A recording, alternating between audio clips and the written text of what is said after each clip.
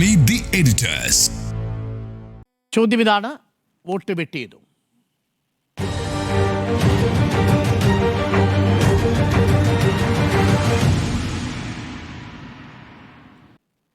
ഇന്ന് തിരുവനന്തപുരത്തും കോഴിക്കോട്ടും രണ്ട് കോർപ്പറേഷനുകളിലെയും രണ്ട് പ്രധാനപ്പെട്ട സ്ഥാനാർത്ഥികൾ. ആ രണ്ട് പ്രധാനപ്പെട്ട സ്ഥാനാർത്ഥികളും അവരുടെ സ്ഥാനാർത്ഥിത്വം നിലനിൽക്കുമോ ഇല്ലയോ എന്ന ആശങ്കയിലാണ്.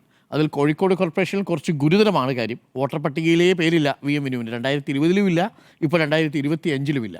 വോട്ടർ പട്ടികയിൽ പേരില്ലാത്തൊരു ആൾ എങ്ങനെ സ്ഥാനാർത്ഥിയായി എന്നുള്ളതാണ് നമ്മളുടെയൊക്കെ ഒരു സംശയം. ഇത് ആ പാർട്ടി, കോൺഗ്രസ് പാർട്ടി അത് അന്വേഷിക്കേണ്ടിയിരുന്നതല്ലേ, ജാഗ്രത കാട്ടേണ്ടിയിരുന്നതല്ലേ? വൈഷ്ണവിൻ്റെ കാര്യത്തിൽ ഒരു സാങ്കേതിക പ്രശ്നമുണ്ട്.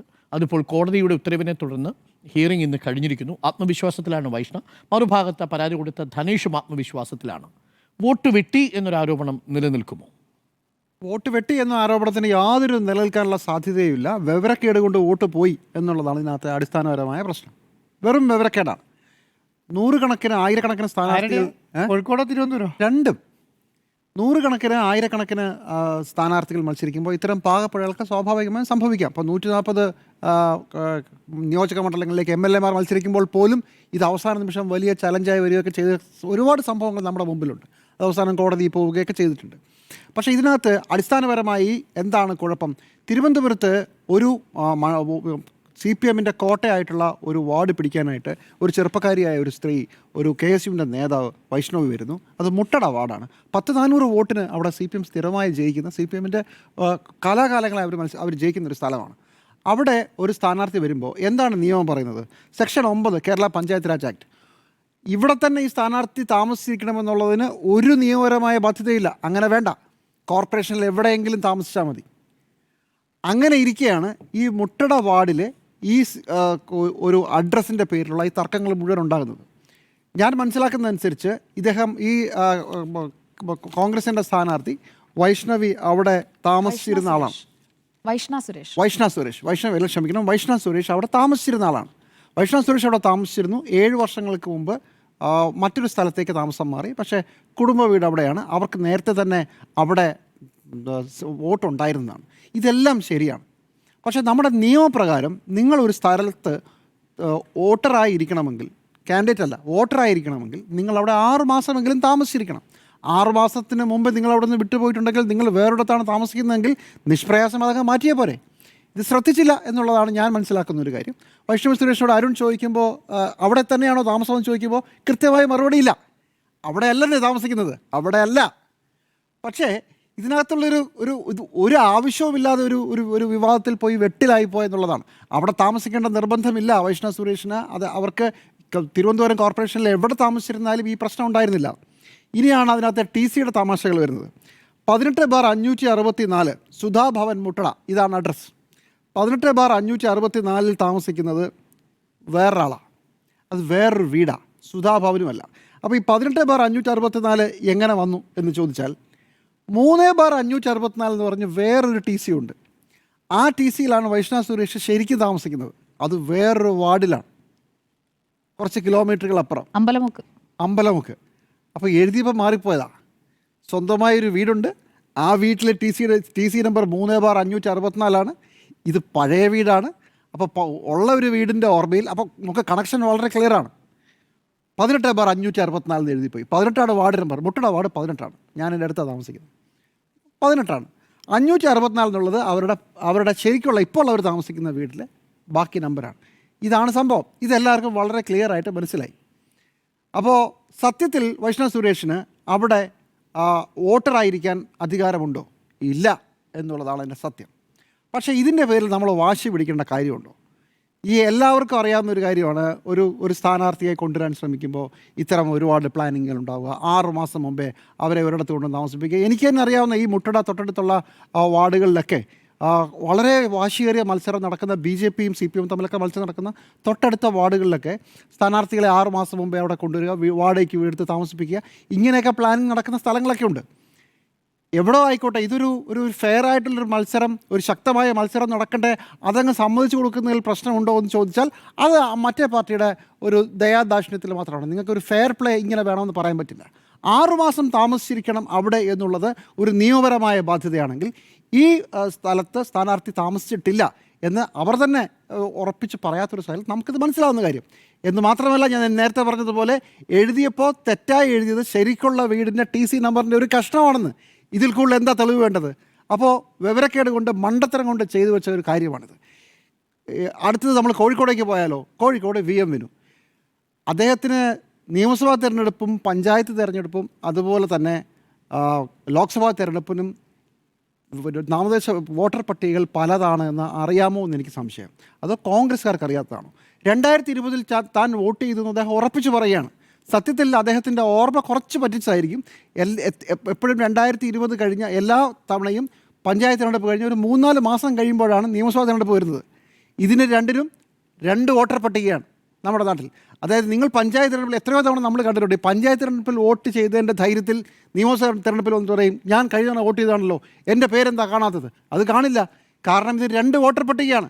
തിരഞ്ഞെടുപ്പ് നടത്തുന്നത് 2 സംവിധാനമാണ്.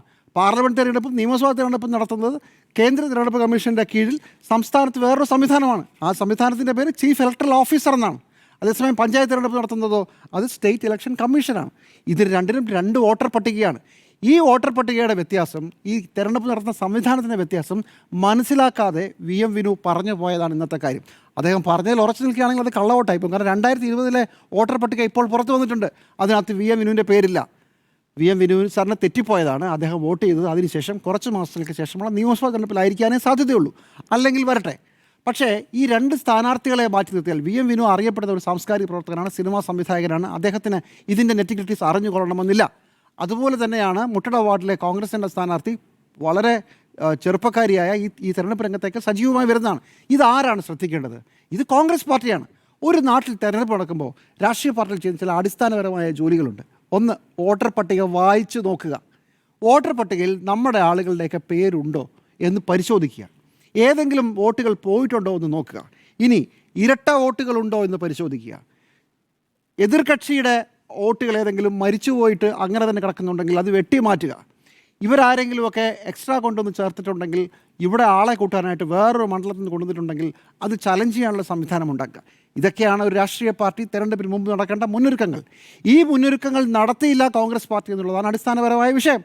അത് ചെയ്യാത്തതിന് ഇപ്പോൾ VM വിനുവിൻ്റെ വോട്ട്, ഇല്ലാത്ത വോട്ട് എങ്ങനെയാണ് CPM ചലഞ്ച് ചെയ്ത് മാറ്റാൻ പറ്റുക? VM വിനുവിൻ്റെ വോട്ടില്ല 2020 തന്നെ. അങ്ങനെയാണെങ്കിൽ 2020 വോട്ടില്ലാത്തയാളെ 2025 ആകുമ്പോൾ CPM വിചാരിച്ചിട്ട് വോട്ട് വെട്ടിക്കാൻ പറ്റുമോ? തെരഞ്ഞെടുപ്പ് കമ്മീഷൻ ചെയ്യാൻ പറ്റുമോ? ഇതാർക്കും ചെയ്യാൻ പറ്റില്ല. അടിസ്ഥാനപരമായി ഈ തെരഞ്ഞെടുപ്പിനെ സമീപിക്കുമ്പോൾ കോൺഗ്രസ് പാർട്ടി വേണ്ട മുന്നൊരുക്കം നടത്തിയില്ല എന്നുള്ളതാണ് ഈ 2ഇടത്തെയും പ്രശ്നം. കോഴിക്കോട് തന്നെ വേറൊരു സ്ഥലത്തും നമ്മൾ ഇതുപോലെ തന്നെ വാർത്ത റിപ്പോർട്ട് ചെയ്തു. കുഴപ്പം കോൺഗ്രസ് പാർട്ടിയുടേതാണ്. ഇത്തരം ചില അടിസ്ഥാനപരമായ കാര്യങ്ങൾ ശ്രദ്ധിച്ചാൽ ഇതൊക്കെ ഒഴിവാക്കാവുന്നതേ ഉള്ളൂ. ഇനി ഇത് കോൺഗ്രസിൻ്റെ മാത്രം കഥയല്ല. ഇതെല്ലാ തദ്ദേശ തിരഞ്ഞെടുപ്പ് സമയത്തും നമ്മൾ ഇത്തരം പല വാർത്തകൾ കണ്ടിട്ടുണ്ട്. കഴിഞ്ഞ തവണ CPM ഭാഗത്തു നിന്നുണ്ടായിട്ടുണ്ട്. അത് വലിയ വാർത്തയായിട്ടുണ്ട്. എവിടെയെങ്കിലുമൊക്കെ ചെറിയ പാകപ്പിഴകൾ പറ്റും. പക്ഷേ കോഴിക്കോട് നിങ്ങൾക്ക് പറ്റിയത് ഏറ്റവും പ്രധാനപ്പെട്ട മേയർ സ്ഥാനാർത്ഥിയായി കൊണ്ടുവന്ന VM വിനുവിൻ്റെ പേര് വോട്ടർ പട്ടികയിൽ ഉണ്ടോ ഇല്ലയോ എന്ന് പരിശോധിക്കുന്നതിൽ ഒരു തെറ്റുപറ്റി. മുട്ടട തിരുവനന്തപുരം കോർപ്പറേഷനിലാണെങ്കിൽ തിരുവനന്തപുരത്തെ മുട്ടട വാർഡിലെ നിങ്ങൾ കൊണ്ടുവന്ന നിങ്ങളുടെ ആ മണ്ഡലം പിടിക്കാനായി നിങ്ങൾ ഇറക്കിയ ആളുടെ ശരിക്കുള്ള വിലാസം ശരിയാണോ? ഇത് പണിയാകുമോ? അതോ മാറ്റാൻ ഇഷ്ടംപോലെ സമയമുണ്ട്. സത്യത്തിൽ തെരഞ്ഞെടുപ്പ് പ്രക്രിയ പ്രഖ്യാപിച്ചതിന് ശേഷം 3 ദിവസം സമയം കൊടുത്തതാണ് സംസ്ഥാന തെരഞ്ഞെടുപ്പ് ഉദ്യോഗസ്ഥൻ ഈ വോട്ടർ പട്ടികയിൽ തിരുത്തൽ വരുത്താൻ. അത് ഈ കാൻഡിഡേറ്റ്സിന് വേണ്ടിയിട്ടാണ്, സ്ഥാനാർത്ഥികളായി തീരുമാനിക്കുന്ന ആളുകൾക്ക് വേണ്ടിയിട്ടാണ് ആ 3 ദിവസം സമയം കൊടുത്തത്. അപ്പോഴും ചെക്ക് ചെയ്തില്ല. ഒരു ചെറിയ ശ്രദ്ധക്കുറവ് സംഭവിച്ചു. ആ ശ്രദ്ധക്കുറവ് കൃത്യമായി CPM ആ വാർഡിലുള്ള ആളുകൾ പിടിച്ചു. അത് അവരുടെ ജോലിയാണ്. അവരുടെ പേരിൽ പുറത്ത് കുതിര കയറിയിട്ട് കാര്യമില്ല. ഇത് അങ്ങോട്ടും ഇങ്ങോട്ടും എല്ലാ കാലത്തും തെരഞ്ഞെടുപ്പിൽ ആളുകൾ ചെയ്യുന്നതാണ്. അപ്പോൾ നിയമപരമായി നിങ്ങൾക്ക് യാതൊരു ഫുട്ടിങ്ങും ഇല്ലാത്ത ഒരു കാര്യത്തിൽ വെറുതെ വാദിച്ചുകൊണ്ടിരിക്കുകയാണ്. ഇനി കോടതിയുടെ കയ്യിലാണ്. കോടതി ഇന്നെന്താ പറഞ്ഞത്? എന്തായാലും ഇത്രയായി, ഒരു ഒരു ഒരു ഒരു യുവതിയായ പുതിയതായിട്ട് തിരഞ്ഞെടുപ്പ് വരുന്ന ഒരാൾ, സാങ്കേതിക പ്രശ്നമല്ലേ, വിട്ടുകള എന്ന് പറയുന്ന ഒരു കോടതിയുടെ ഒരു മഗ്നാനിമിറ്റി മാത്രമാണ്. ഈ ചില കേസുകളിലൊക്കെ വിവാഹപ്രായത്തിന് 18 വയസ്സിന് 5 ദിവസം 10 ദിവസമൊക്കെ പുറത്തുള്ളപ്പം അതിൽ പോലും കോടതി വിട്ടുവീഴ്ച കാണിക്കാറുണ്ട്. അതുമാത്രമേ ഉള്ളൂ. അതുകൊണ്ട് അത് കോടതിയുടെ ഔദാര്യം മാത്രമാണ്. അല്ല, അത് കൺസിഡർ ചെയ്യാനേ പറഞ്ഞിട്ടുള്ളൂ. അല്ല, അന്തിമ തീരുമാനം ഇലക്ഷൻ കമ്മീഷനാണ്. പക്ഷേ കോടതിയുടെ ഒരു അനുഭാവപൂർവമായ ഒരു പരിഗണന, ഒരു തരത്തിലും അനുഭാവപൂർവമായ പരിഗണന അർഹിക്കുന്ന ഒരു സ്ഥാനാർത്ഥിയല്ല. കാരണം 6 മാസം അവരോട് താമസിച്ചില്ല. പ്രശ്നം TC തെറ്റിപ്പോയത് മാത്രമല്ല, 6 മാസം അവരോട് താമസിച്ചിട്ടില്ല എന്നുള്ളതിനകത്തെ കാര്യം. TC നമ്പറൊക്കെ ഇപ്പം പിന്നെ അറിയാതെ പൊങ്ങി വന്നതാണ്. അപ്പോഴാണ് നമുക്ക് മനസ്സിലാകുന്നത് ശരിക്കുള്ള വീടും ഇപ്പോൾ എഴുതിയിരിക്കുന്ന വീടും തമ്മിലുള്ള കോറിലേഷൻ മനസ്സിലാകുന്നത്.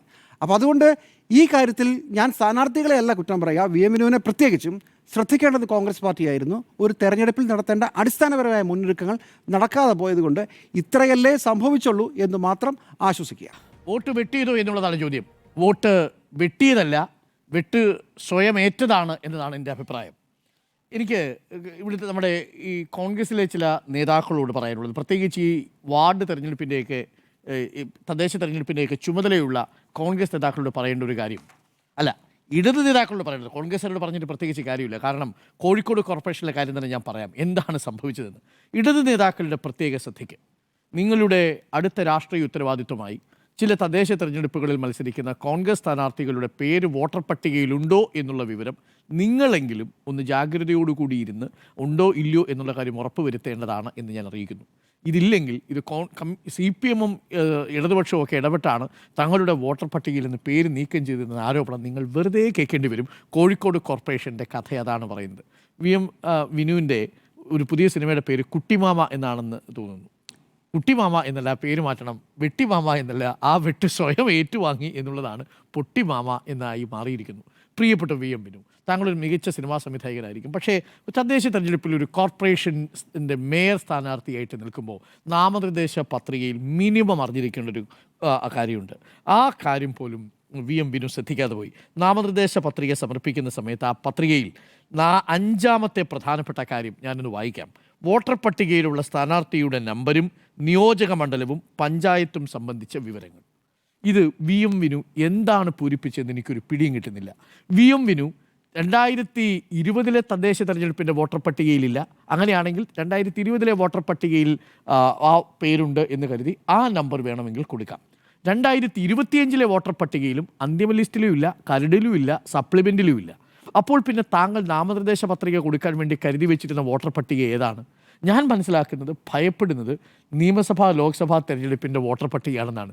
പ്രിയപ്പെട്ട വിനു, ഇത് രണ്ടും രണ്ടാണ്. ഇത് കോൺഗ്രസ് നേതൃത്വത്തിലെ ആളുകൾക്ക് മനസ്സിലാകാതെ പോയതാണോ എന്നതാണ് എന്നെ അത്ഭുതപ്പെടുത്തുന്നത്. ഒരു കോർപ്പറേഷൻ്റെ മേയറാവാൻ വേണ്ടി വന്നൊരു സ്ഥാനാർത്ഥിയുടെ അവസ്ഥയാണ് ഞാൻ ഈ പറയുന്നത്.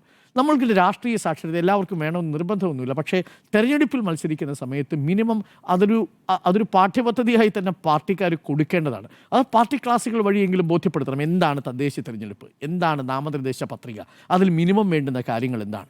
മിനിമം വേണ്ടുന്ന ചട്ടങ്ങളിൽ പറയുന്നൊരു കാര്യമുണ്ട്, പ്രത്യേകിച്ച് തദ്ദേശ തെരഞ്ഞെടുപ്പിൽ. അതാണ് വൈഷ്ണവ് സുരേഷിൻ്റെ കാര്യത്തിൽ സംഭവിച്ചത്. അവിടെ ഞാൻ രണ്ടാമത് വരാം. ഇവിടെ എന്താ സംഭവിച്ചത്? VM വിനു ആദ്യം മുതൽ പറഞ്ഞു, ഞാൻ മത്സരിക്കാൻ ഇറങ്ങിയപ്പോൾ മുതൽ എൻ്റെ പേര് നീക്കം ചെയ്യാണ്. സർ, നീക്കം ചെയ്യണമെങ്കിൽ പേര് വോട്ടർ പട്ടികയെ വേണ്ടേ? വോട്ടർ പട്ടികയിൽ പേരില്ലാത്ത VM വിനുവിനെ ആര് വെട്ടാനാണ്? അപ്പോൾ അദ്ദേഹം പറയുന്നു, ഞാൻ എൻ്റെ ഭാര്യയ്ക്കൊപ്പം എറണാകുളത്തേക്ക് പോകുന്ന വഴിക്കാണ് ഈ മാലാപ്പറമ്പിലെ 4-ാമത്തെ നമ്പർ ബൂത്തിലെത്തി വോട്ട് ചെയ്തത്. മിസ്റ്റർ വിനു, താങ്കൾ ഇനിയും അത് ആവർത്തിക്കുകയാണെങ്കിൽ താങ്കളുടെ പേരിൽ കള്ളവോട്ട് ചെയ്തതിൻ്റെ പേരിൽ കേസ് വരും. മേയറാവാൻ ഇറങ്ങിയ സ്ഥാനാർത്ഥി കള്ളവോട്ട് ചെയ്തതിൻ്റെ പേരിൽ അകത്തു പോകുന്ന കാലം വരും. അതുകൊണ്ട് താങ്കൾ ഒന്നുകൂടി ഒന്ന് ഓർമ്മിച്ചെടുക്കൂ. താങ്കൾ ഒരുപക്ഷെ വോട്ട് ചെയ്തിട്ടുണ്ടാവും. അത് നിയമസഭാ തെരഞ്ഞെടുപ്പിലായിരിക്കും 2021. അതല്ലെങ്കിൽ 2019 അടുത്ത സമയത്താണല്ലോ ലോക്സഭാ തെരഞ്ഞെടുപ്പ് നടത്തിയത്, അതായിരിക്കുന്നത്. അതുകൊണ്ട് VM വിനുവിൻ്റെ കാര്യത്തിൽ VM വിനു പറഞ്ഞതും പിന്നീട് ചില കോൺഗ്രസ് നേതാക്കളെങ്കിലും അത് CPM-നെ നേരെ തിരിച്ചു വെച്ചതും 8 നിലയിൽ പൊട്ടിപ്പോയി എന്നുള്ള കാര്യമാണ് എനിക്ക് ആദ്യമേ പ്രേക്ഷകരോട് പറയാനുള്ളത്. അക്കാര്യത്തിൽ ഇനി ചർച്ചയില്ല. എനിക്ക് തോന്നുന്നത് ഇനി ഹൈക്കോടതി പോയാലും അത് നിലനിൽക്കാനുള്ള സാധ്യതയില്ല എന്നാണ്. 3 അവസരം കൊടുത്തിരുന്നു. ഒന്ന്, ഒക്ടോബർ 25 അന്തിമ പട്ടിക വരുന്നു. ആ വോട്ടർ പട്ടികയിൽ പേര് ചേർക്കാൻ അവസരമുണ്ടെങ്കിൽ നിങ്ങൾ വന്ന് പേര് ചേർക്കൂ എന്ന് തിരഞ്ഞെടുപ്പ് കമ്മീഷൻ എല്ലാവരോടും പറഞ്ഞിരുന്നതാണ്. ആവശ്യമുള്ളവരൊക്കെ പോയി ആ സമയത്ത് പേര് ചേർത്തു. അതിനുശേഷം നവംബർ മാസം 4 വീണ്ടും ഒരു അവസരം കൂടി കൊടുത്തു. അന്നും ആവശ്യമുള്ളവർ പോയി ചേർത്തു. നവംബർ 5 ഒരവസരം കൊടുത്തു. 3 അവസരം കൊടുത്തു. അതിനുശേഷം സപ്ലിമെൻ്ററി ലിസ്റ്റ് ഇറക്കി. ഈ ലിസ്റ്റ് ഒന്നും ഇറക്കിയപ്പോൾ തൻ്റെ പേര് ഈ വോട്ടർ പട്ടികയിൽ ഇല്ല എന്നത് എന്തുകൊണ്ടാണ് VM വിനു അങ്ങ് മനസ്സിലാക്കാതെ പോയത്? അഥവാ VM വിനുവിനെ സ്ഥാനാർത്ഥിയാക്കി നിർത്തിയ കോഴിക്കോട്ടെ കോൺഗ്രസ് നേതൃത്വം എന്തുകൊണ്ട് അത് മനസ്സിലാക്കാതെ പോയി എന്നുള്ളതാണ്. അതുകൊണ്ടാണ് ഞാൻ പറഞ്ഞത്, ഇടതുപക്ഷത്തെ സുഹൃത്തുക്കളെങ്കിലും കോൺഗ്രസ് സ്ഥാനാർത്ഥികളാകുന്നവരുടെ വോട്ടർ പട്ടികയിലെ നമ്പർ അതിനകത്തുണ്ടോ ഇല്ലയോ എന്നുള്ളത് ഉറപ്പാക്കി കൊടുക്കണം. അതാണ് എനിക്ക് ഒരു കാര്യം VM വിനുവിൻ്റെ കാര്യവുമായി ബന്ധപ്പെട്ട് പറയാനുള്ളത്. രണ്ടാമത്തത് വൈഷ്ണവ് സുരേഷിൻ്റെ കാര്യമാണ്. വൈഷ്ണവ് സുരേഷിൻ്റെ കാര്യത്തിൽ വൈഷ്ണവ് സുരേഷ് എന്ന് പറയുന്ന സ്ഥാനാർത്ഥിക്ക് ഒരു സ്വാഭാവിക നീതി കിട്ടണം എന്നാഗ്രഹിക്കുന്ന ആളാണ് ഞാൻ. കോടതി പറഞ്ഞതുപോലെ എങ്ങനെയാണ് പക്ഷേ ആ സ്വാഭാവിക നീതി കിട്ടുക? നിലവിൽ നമ്മുടെ തെരഞ്ഞെടുപ്പ് നടക്കുന്നത് ചട്ടങ്ങളുടെ അടിസ്ഥാനത്തിലാണ്. ആ ചട്ടപ്രകാരം ഒരു വാർഡിൽ നിങ്ങൾക്ക് വോട്ട് രേഖപ്പെടുത്തണമെങ്കിൽ ആ വാർഡിൽ ചുരുങ്ങിയ പക്ഷം നിങ്ങൾ 6 മാസം സ്ഥിരതാമസം ഉണ്ടായിരിക്കണം. അപ്പോൾ നിങ്ങൾ 6 മാസം ആ വാർഡിൽ താമസിക്കുന്നില്ല എന്നൊരാൾ ക്ലെയിം ചെയ്താൽ നിങ്ങൾക്ക് രേഖാമൂലം വേണമെങ്കിൽ അതിനോട് കൗണ്ടർ ചെയ്യാൻ സാധിക്കും. നിങ്ങൾക്കൊരു നോട്ടീസ് വരും. ഉദാഹരണത്തിന്, ഞാൻ എൻ്റെ വാർഡിൽ 6 മാസമായിട്ടില്ലെങ്കിൽ എൻ്റെ പേര് ആ സ്ഥലത്ത് നിന്ന് നീക്കം ചെയ്യാൻ കഴിയും. അത് മറ്റൊരാൾ അപേക്ഷ കൊടുക്കുന്നു. നീക്കം ചെയ്യാൻ വേണ്ടി എൻ്റെ എതിർകക്ഷിയിലുള്ളയാൾ അപേക്ഷ കൊടുത്താൽ ഇലക്ടറൽ രജിസ്ട്രേഷൻ ഓഫീസർ ERO അത് വെട്ടിമാറ്റുകയല്ല ചെയ്യുക. ആ സമയം നമുക്കൊരു നോട്ടീസ് തരും. ആ നോട്ടീസ് ഞാൻ കൈപ്പറ്റിയതിന് ശേഷം ഞാനൊരു മറുപടി കൊടുക്കണം. എൻ്റെ പേര് എന്തുകൊണ്ട് വെട്ടിമാറ്റാൻ പാടില്ല, ഞാൻ അവിടെ സ്ഥിരതാമസമല്ല, ഞാൻ താൽക്കാലികമായ ഒരു വിസിറ്റിന് പോയതാണ് എന്ന് മറ്റുള്ള എന്തെങ്കിലും കൊടുക്കാം. എൻ്റെ രേഖ എനിക്ക് അവിടെ കൊടുക്കാം. ഇവിടെ യഥാർത്ഥത്തിൽ സംഭവിച്ചു പോയത് എന്താ? നേരത്തെ ജിമ്മി അത് കൃത്യമായി വിശദീകരിച്ചു. ജിമ്മിയുടെ വീട്ടിനടുത്താണ് ഈ മുട്ടട. ഇപ്പോൾ വൈഷ്ണവ് സുരേഷ് താമസിക്കുന്നത് മുട്ടടയിലല്ല, അത് വാസ്തവമാണ്. വൈഷ്ണവ് സുരേഷ് തന്നെ അത് സമ്മതിക്കുന്നുണ്ട്. അത് അമ്പലമുക്കിലാണ് ഈ കുട്ടി ഇപ്പോൾ താമസിക്കുന്നത്. അപ്പോൾ വൈഷ്ണവ് സുരേഷ് എന്ന് പറയുന്ന മിടുക്കിയായ ഒരു കുട്ടി, ആ കുട്ടിയുടെ ഈ തെരഞ്ഞെടുപ്പ് മത്സരിക്കാൻ വരുന്നതിൻ്റെ ഒരു ആവേശത്തെ ഒന്നും ഞാൻ ഒട്ടും കുറച്ച് കാണുന്നില്ല. അതുകൊണ്ടാണ് ഈ കുട്ടിക്ക് യഥാർത്ഥത്തിൽ, ഈ വൈഷ്ണവ് സുരേഷിന് അമ്പലമുക്കിൽ യഥാർത്ഥത്തിൽ വോട്ട് കിട്ടേണ്ടതാണ്. ആ കുട്ടി അർഹയാണ്. അമ്പലമുക്കിൽ ഈ കുട്ടി താമസിക്കുന്ന വാർഡിൽ ഈ കുട്ടി വോട്ടിന് അർഹയാണ്. പക്ഷേ പ്രശ്നം ഇവിടെ ഒരു ജാഗ്രതക്കുറവ് സംഭവിച്ചു പോയിട്ടുണ്ട്. എന്താ ജാഗ്രതക്കുറവ് സംഭവിച്ചത്? തിരഞ്ഞെടുപ്പിൽ വോട്ട് ചെയ്തു. ഏത് തിരഞ്ഞെടുപ്പിൽ വോട്ട് ചെയ്തു? ലോക്സഭാ തെരഞ്ഞെടുപ്പിലും നിയമസഭാ തെരഞ്ഞെടുപ്പിലും വോട്ട് ചെയ്തു. ആ തെരഞ്ഞെടുപ്പിലെ മേൽവിലാസം ഏതാണ്? നേരത്തെ താമസിച്ചിരുന്ന തറവാട് വീടായ 3/564 എന്ന നമ്പറിലുള്ള വീട്ടിലാണ് വോട്ട് ചെയ്തിരിക്കുന്നത്. പക്ഷേ പ്രശ്നം എന്താണെന്ന് വെച്ചാൽ, അവിടെ നിന്നും അവർ 7 വർഷം മുമ്പേ പോയി എന്നാണ് ഇപ്പോൾ ധനേഷ് കുമാർ പറയുന്നത്. എന്തായാലും കുറച്ച് വർഷങ്ങൾക്ക് മുമ്പ് മുട്ടടയിൽ നിന്ന് അമ്പലമുക്കിലേക്ക് ഇവർ താമസം മാറ്റി. അവിടെ ഒറ്റയ്ക്ക് മറ്റോ വീടെടുത്ത് അവിടെയാണ് താമസിക്കുന്നത് ഇപ്പോൾ വൈഷ്ണവ് സുരേഷ്. അപ്പോൾ വൈഷ്ണവ് സുരേഷ് അവിടുത്തെ ഈ സ്ഥിരം താമസക്കാരിയല്ല. പക്ഷേ പകരം 3/564 പകരം കൊടുത്തത് നേരത്തെ പറഞ്ഞതുപോലെ 18/564 എന്ന വീട്ടു നമ്പറാണ്. ആ വീട്ടു നമ്പറിൽ താമസിക്കുന്നയാൾ ഇപ്പോൾ കൊണ്ട് തെരഞ്ഞെടുപ്പ് കമ്മീഷന് എല്ലാ രേഖകളും കൊടുത്തിട്ടുണ്ട്. ഗ്യാസിന്റെ രേഖകൾ സഹിതമാണ് പോയിരിക്കുന്നത്. റജീം ഷാ പറയുന്നത്, ഈ വീട്ടിൽ താമസിക്കുന്നത് ഞാനാണ്, കഴിഞ്ഞ 6 മാസമായി ഈ വീട്ടിൽ വേറെ ആരും താമസിക്കുന്നില്ല എന്ന് പറഞ്ഞാൽ മുട്ടടയിലെ വാർഡിൽ വൈഷ്ണവ് സുരേഷിന് വോട്ട് ചെയ്യാൻ കഴിയില്ല. അവിടെ വൈഷ്ണവ് സുരേഷിനെ ചേർക്കാനുള്ള ഒരു തെളിവ് ഇപ്പോൾ കൊടുക്കാൻ പറ്റുന്നില്ല. അപ്പോൾ അവർ വൈഷ്ണവ് സുരേഷ് പറയുന്നത്, എൻ്റെ പാസ്പോർട്ട് അവിടെയായിരുന്നു, ആയിരിക്കാം ആ സമയത്ത് ഒരു 2 വർഷം മുമ്പ് താൽക്കാലികമായി നിങ്ങൾ ഒരു 6 മാസം അല്ലെങ്കിൽ കുറച്ച് ദിവസം ഒരു സ്ഥലത്ത് താമസിച്ചാൽ താൽക്കാലികമായി മേൽവിലാസം നിങ്ങൾക്ക് കൊടുക്കാം. നിങ്ങൾക്ക് അവിടെ ഒരു വാടക ചീട്ട് കൊടുത്താൽ മതി. പാസ്പോർട്ട് ഓഫീസിൽ നിങ്ങൾക്ക് അതിനുള്ള അഡ്രസ്സ് മാറ്റാനുള്ള അവസരം കിട്ടും. അപ്പോൾ അതുകൊണ്ട് വൈഷ്ണവ് സുരേഷ് പറയുന്നതനുസരിച്ച് മുട്ടടയിൽ വൈഷ്ണവ് സുരേഷ് സ്ഥിരതാമസക്കാരിയല്ല. ആ കൊടുത്തിരിക്കുന്ന രേഖ പ്രകാരവും വൈഷ്ണവ് സുരേഷിന് അവിടെ പെർമനൻറ്റ് റെസിഡൻ്റ് ആണെന്ന് സ്ഥാപിക്കാൻ കഴിയില്ല. കാര്യം തിരിച്ച് ഈ മേൽവിലാസത്തിൽ മറ്റൊരാൾ ഒരു പരാതി കൊടുത്തിട്ടുണ്ട്, രേഖ കൊടുത്തിട്ടുണ്ട്. എന്നാൽ വൈഷ്ണവ് സുരേഷിന് അമ്പലമുക്കിലെ യഥാർത്ഥ അഡ്രസ്സിൽ അത് കൊടുക്കാമായിരുന്നു. അതിലാണ് എൻ്റെ സ്വാഭാവിക നീതി. അപ്പോൾ ഇലക്ഷൻ കമ്മീഷൻ ഏതെങ്കിലും തരത്തിൽ ഈ കുട്ടിയെ വോട്ട് നിഷേധിക്കുകയല്ല വേണ്ടത്, മറിച്ച് അമ്പലമുക്കിലെ വാർഡിൽ ഈ കുട്ടിക്ക്, ഈ വൈഷ്ണവ് സുരേഷ് എന്ന് പറയുന്ന UDFൻ്റെ സ്ഥാനാർത്ഥിക്ക് വോട്ട് കൊടുക്കുക അല്ലെങ്കിൽ വോട്ടവകാശം കൊടുക്കുക എന്നുള്ളതാണ് നീതിയുക്തമായി ചെയ്യേണ്ടതിന് അപേക്ഷ നൽകുകയാണെങ്കിൽ. പക്ഷേ അതിനൊരു സാങ്കേതിക തടസ്സമുള്ളത്, എല്ലാവർക്കും ബാധകമാവുന്ന നിയമമേ വൈഷ്ണവ് സുരേഷിനും ബാധകമാവൂ. ഹൈക്കോടതിയുടെ പ്രത്യേക നിർദ്ദേശപ്രകാരം ഒരു നേരത്തെ പറഞ്ഞതുപോലെ മാഗ്നാനിമിറ്റി എന്ന് പറയുന്ന പോലെ സ്വാഭാവിക നീതി, ഒരു ഡ്യൂ പ്രോസസ് ഓഫ് ലോയിലൂടെ കോടതിക്ക് വേണമെങ്കിൽ ഉത്തരവിടാം. ആ ഡ്യൂ പ്രോസസ് ഓഫ് ലോയിലൂടെ തിരഞ്ഞെടുപ്പ് കമ്മീഷന് അത് പരിഗണിക്കുകയും ആവാം. ഇനി അത് ചെയ്യുമോ ഇല്ലയോ എന്ന് നമുക്കറിയില്ല. പക്ഷേ ഒരു കാര്യം ഉറപ്പായിട്ട് പറയണം, വൈഷ്ണവ് സുരേഷിന് വേറെ ഒരിടത്തും വോട്ടില്ല കേട്ടോ. വൈഷ്ണവ് സുരേഷ് കള്ളവോട്ട് ചെയ്യാൻ വന്നു എന്ന CPMൻ്റെ ആരോപണം അസംബന്ധമാണ്. അതുകൂടി നമ്മൾ പറഞ്ഞു തന്നെ പോകണം. വൈഷ്ണവ് സുരേഷ് കള്ളവോട്ട് ചെയ്യാൻ വന്നതല്ല. വൈഷ്ണവ് സുരേഷിന് സംഭവിച്ചൊരു പിഴവെന്ന് പറയുന്നത്, ഈ നോട്ടീസ് കിട്ടിയ സമയത്ത് അതിന് കൃത്യമായിട്ട് മറുപടി കൊടുത്തില്ല. 1. 2, ഈ 18/564 എന്ന വീട്ടു നമ്പർ അത് തെറ്റായ വീട്ടു നമ്പറാണെന്നും ആ വീട്ടു നമ്പർ തെറ്റിപ്പോയതാണെന്നും താൻ യഥാർത്ഥത്തിൽ താമസിക്കുന്നത് അമ്പലമുക്കിലാണെന്നും പറഞ്ഞൊരു അപേക്ഷ കൊടുത്ത് അമ്പലമുക്കിൽ സ്ഥാനാർത്ഥിയാകണമായിരുന്നു. അതിനു പകരം വോട്ടറായി കഴിഞ്ഞാൽ നിങ്ങൾക്ക് മുട്ടളി സ്ഥാനാർത്ഥിയാവുന്നതിന് തടസ്സമില്ല. ആ കോർപ്പറേഷനിലോ ആ ഡിവിഷനിലോ നിങ്ങൾ അംഗമായിരുന്നാൽ മാത്രം മതി, സ്ഥിരതാമസക്കാരായിരുന്നാൽ മതി, അവിടുത്തെ വോട്ടറായ മാത്രം മതി. നിങ്ങൾക്ക് ആ തദ്ദേശഭരണ സ്ഥാപനത്തിൽ വരാം. വാർഡിൽ തന്നെ നിങ്ങൾ വേണമെന്ന് നിർബന്ധമില്ല. തൊട്ടടുത്ത വാർഡിൽ നിങ്ങൾ ഒരു വോട്ടറാണെങ്കിൽ നിങ്ങൾക്ക് ആ കോർപ്പറേഷൻ പരിധിയിൽ തന്നെ നിങ്ങൾക്ക് സ്ഥാനാർത്ഥിയായിട്ട് മത്സരിക്കാം. അതിനൊന്നും തടസ്സമില്ല.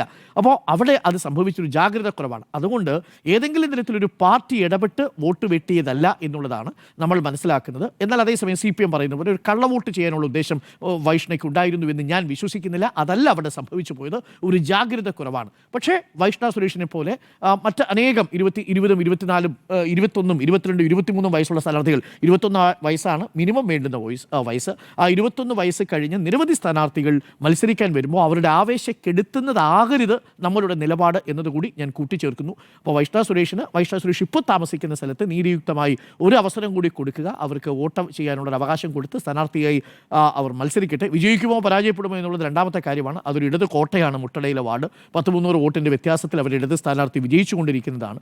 വൈഷ്ണവ് സുരേഷ് ഒരു നല്ല സ്ഥാനാർത്ഥിയാണ്, മറുഭാഗത്തും ഒരു നല്ല സ്ഥാനാർത്ഥി ഉണ്ടാവും. അങ്ങനെയാണല്ലോ മത്സരം വേണ്ടത്. ജനാധിപത്യത്തെ പ്രോത്സാഹിപ്പിക്കാനാണ് അവിടെ കോടതിയുടെ ഒരു വാക്ക് മാത്രം പറയുന്നു. മത്സരം യഥാർത്ഥത്തിൽ ജനാധിപത്യത്തെ പോഷിപ്പിക്കാൻ വേണ്ടിയാവണം. നമ്മൾ കുതന്ത്രങ്ങളിലൂടെ ഒരാളെ വെട്ടിമാറ്റുന്നതാവരുത് ജനാധിപത്യത്തിൻ്റെ അന്തസ് എന്ന് പറയുന്നത്. അത് എല്ലാവരും പാലിക്കുമെന്ന് തന്നെയാണ് എൻ്റെ വിശ്വാസം. അപ്പോൾ വോട്ട് വെട്ടിയതാണോ എന്ന ചോദ്യത്തിന് വോട്ട് വെട്ടിയതല്ല എന്നുള്ളതാണ് എൻ്റെ ഈ വിഷയത്തിലെ. വോട്ട് വെട്ടിയതോ എന്നതാണ് ചോദ്യം. ആന്റോ വഗേസ്. വോട്ട് വെട്ടിയതല്ല എന്നുള്ളതാണ് കേരളത്തിലെ ഒരു തദ്ദേശ സ്വയംഭരണ സ്ഥാപനങ്ങളെ ഇലക്ഷനിൽ സാമാന്യം സംഭവിക്കുന്ന കാര്യമാണ്. കാരണം അവസാന നിമിഷം സ്ഥാനാർത്ഥിനെ കിട്ടില്ല ചില മണ്ഡലങ്ങളിൽ, അല്ല ചില വാർഡുകളിൽ, ചില ബൂത്തുകളിൽ കിട്ടില്ല. അപ്പം അന്നേരം ഓടി നടന്ന ഒരാളെ പിടിക്കും. അവിടെ ചെല്ലുമ്പോൾ അവർക്ക് ബൂത്തുണ്ടോ, അപ്പോൾ അന്നേരം കോൺഗ്രസ്സുകാരോ അല്ലെങ്കിൽ CPM-മാരോ ചെയ്യുന്ന ഒരു ചെറിയ ബുദ്ധി എന്ന് പറയുന്നത് അവരെ വോട്ടർ ലിസ്റ്റ് എടുത്ത് നോക്കിയിട്ട് ആദ്യം ഇതുണ്ടോ നോക്കിയിട്ടാണ് സ്ഥാനാർത്ഥി നിശ്ചയിക്കുക എന്നുള്ളതാണ്. ഇപ്പോൾ കോഴിക്കോട്ടെ സംബന്ധിച്ചിടത്തോളം VM വിനുവിനെ സംബന്ധിച്ചിടത്തോളം അദ്ദേഹം ഒരു സാംസ്കാരിക പ്രവർത്തകനാണ്. അപ്പോൾ കോൺഗ്രസിനെ സംബന്ധിച്ചിടത്തോളം പിന്നെന്താണ് മുനിസിപ്പാലിറ്റി തിരിച്ചു പിടിക്കണം. അപ്പോൾ അവിടെ കുറച്ച് പേരുള്ള ഒരാളെ കണ്ടെത്തണം. അത് ഞാൻ വിചാരിക്കുന്നത് ഈ നവംബർ 5-ാം തീയതിക്ക് ശേഷമാണ് കേട്ടോ അതിലേക്ക് ഇറങ്ങി തിരിച്ചു എന്നുള്ളതാണ്. അതിന് മുൻപാണെങ്കിൽ ഇവർക്ക് തന്നെ അറിഞ്ഞാലും ഇത് കൊണ്ട് കൊടുക്കാനുള്ള സമയം ഉണ്ടാവാം. അപ്പോൾ സത്യം പറഞ്ഞിട്ടുണ്ടെങ്കിൽ ഇവരൊന്നും ഇതിന് ഒരു പ്ലാനിങ്ങും ഇല്ല എന്നുള്ളതാണ്. കാരണം നമ്മളൊരു മുനിസിപ്പാലിറ്റി തിരിച്ചു പിടിക്കാൻ പിടിയൊന്നുമില്ല. ഇല്ല, അല്ല മുനിസിപ്പാലിറ്റി പിടിക്കുക എന്ന് പറഞ്ഞാൽ ഒരു 6 മാസം മുന്നെങ്കിലും ഒരു പ്ലാൻ ഉണ്ടാവില്ലേ മുനിസിപ്പാലിറ്റി പിടിക്കാൻ വേണ്ടിയിട്ട്. കോർപ്പറേഷൻ ഇത് നോക്കിയല്ല ഒരു കോർപ്പറേഷൻ 6 മാസമെങ്കിലും. ഇത് അവസാന നിമിഷമാണ് സ്ഥാനാർത്ഥിനെ തപ്പി ഇറങ്ങിയിട്ടുണ്ടാവുക അല്ലേ? അല്ലെങ്കിൽ ഒന്ന് ആലോചിച്ച് നോക്കിക്കുക എന്താ ഇങ്ങനെ സംഭവിക്കുകയെന്ന്. ഒരു അറ്റ്ലീസ്റ്റ് ഒരു വോട്ടർ പട്ടിക എന്നുള്ള നിലയിലേക്കെങ്കിലും ഇറങ്ങില്ല എന്നുള്ളതാണ്. അത് നോക്കില്ലേ സാമാന്യം. അവസാന നിമിഷമായിരിക്കും കോർപ്പറേഷൻ സ്ഥാനാർത്ഥിനെ സംബന്ധിക്കും. പണ്ട് എപ്പോഴും ഒരു പരാതി കോൺഗ്രസ്സിന് കേൾക്കുക എന്ന് പറയുന്നത് ഈ സ്ഥാനാർത്ഥിനെ കെട്ടിയിറക്കുമെന്ന് പറയും. അവസാന നിമിഷം എവിടെന്നെങ്കിലും ഒരാളെ കൊണ്ടുവരും. ഈ അവിടെ പണിയെടുത്തവനും ചെയ്തവരൊന്നും ഉണ്ടാവില്ല. ഈ പാർട്ടിക്ക് വേണ്ടി പണിയെടുത്തവനും വെള്ളം കോരിയവനും വിറക് വെട്ടിയവനും ഒന്നും ഉണ്ടാവില്ല. എവിടെന്നെങ്കിലും ഒരാളെ കൊണ്ടുവന്നിട്ട് അവർ അന്നേരം കുറേ കാര്യങ്ങൾ പറയും. ഇത് സാംസ്കാരിക പ്രവർത്തകനാണ്, അവിടെ പേരുള്ള ആളാണ്, നമുക്ക് ജയിക്കണ്ടേ എന്നൊക്കെ ചോദിക്കും. അപ്പം ഇതൊക്കെ വിചാരിച്ച് വർക്ക് ചെയ്ത ആൾക്കാരുണ്ടാവും ആ മണ്ഡലത്തിനും വാർഡിലൊക്കെ. അവരെയൊക്കെ തഴഞ്ഞുകൊണ്ട് ഒരാളെ കൊണ്ടുവന്ന് ഇറക്കിയിട്ട് ഒറ്റ ദിവസം സ്ഥാനാർത്ഥിയാക്കും. ആ സ്ഥാനാർത്ഥിയാക്കുമ്പോൾ പറ്റുന്ന അബദ്ധങ്ങളാണ് ഇതൊക്കെ. VM വിനു എന്ന് പറയുന്നത് കോഴിക്കോടിനെ സംബന്ധിച്ച് ഒരു സാംസ്കാരിക പ്രവർത്തനമാണ്, നല്ല പേരുള്ള ആളാണ്, ജനങ്ങളുടെ സമ്മതിയുള്ള ആൾക്കാരൊക്കെയാണ്. അവർക്ക് എനിക്ക് തോന്നുന്നത് CPM-ന് ഓരോ അദ്ദേഹത്തെക്കുറിച്ച് മോശം അഭിപ്രായം ഉണ്ടെന്ന് എനിക്ക് തോന്നുന്നില്ല. കാരണം അവരവരും മോശം പറയുന്നില്ല. പക്ഷേ വോട്ടർ ലിസ്റ്റില്ലാത്ത ആളെ വോട്ടിൽ മത്സരിപ്പിക്കണം എന്ന് പറഞ്ഞാൽ CPM-ന് സപ്പോർട്ട് ചെയ്ത് കൊടുക്കാൻ പറ്റുമല്ലോ? പറ്റുമോ? അത് പറ്റൂല. അതാണ് ഇപ്പോൾ കോൺഗ്രസ് പറയുന്നത്. CPM വിചാരിച്ചാലും പറ്റില്ല. അല്ല അങ്ങനെ ചെയ്തു കൊടുക്കാൻ പറ്റുമോ? അപ്പോൾ ഇപ്പം അത് ഞാൻ പറയുന്നത് ഇപ്പം അത് ഞങ്ങൾ പ്രചരണ ആയുധമാക്കുക എന്ന് പറയുകയാണ്. ഏത് വോട്ട് വെട്ടിയത്, വോട്ടില്ലാത്ത ആൾക്ക് വോട്ട് വെട്ടിയത് പ്രചരണ ആയുധമാക്കാൻ കഴിയുമോ? അപ്പോൾ അങ്ങനെ ആക്കാൻ കഴിയില്ലല്ലോ. അപ്പോൾ കോഴിക്കോട് അതിപ്പോൾ ഇപ്പം ഞാൻ ഇന്ന് നോക്കുമായിരുന്നു. ഇപ്പം ചന്ദ്രൻ എന്ന് പറഞ്ഞൊരു മുതലമട പറമ്പിക്കുളം ഉള്ളൊരു ആൾക്ക് ഇന്ന് ഹൈക്കോടതി ഒരു ഓർഡർ കൊടുത്തിട്ടുണ്ട്. നാളെ രാവിലെ ഇലക്ഷൻ കമ്മീഷന് മുമ്പിൽ രാവിലെ 10 മണിക്ക് ജസ്റ്റിസ് PV കുഞ്ഞിക്കണ്ണൻ പറഞ്ഞിട്ടുണ്ട് നാളെ രാവിലെ 10 മണിക്ക് ഇലക്ഷൻ കമ്മീഷന് മുമ്പിൽ ഹാജരായിക്കോളൂ. എന്താണെന്ന് പറഞ്ഞാൽ അത് വോട്ട് വെട്ടിയിട്ടുണ്ട്. അപ്പോൾ എന്താ പിന്നെ അവരുടെ ഇലക്ഷൻ കമ്മീഷൻ്റെ കൊടുത്ത അപേക്ഷയുണ്ട്. ആ അപേക്ഷ പരിഗണിച്ച് നാളെ രാവിലെ 10 മണിക്ക് വോട്ട് കൊടുക്കുക.